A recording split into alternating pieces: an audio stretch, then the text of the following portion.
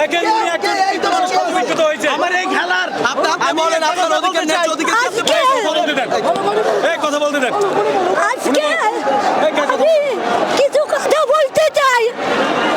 এই যে ছাত্রদের উপরে গুলি চালাতে কেন, অনেক ছাত্রদের উপরে হত্যা করেছে কেন, আজ আমি বলতে চাই সাধারণ একজন পাবলিক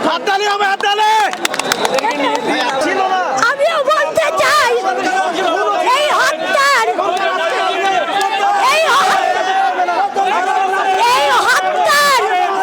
বিচার চাই।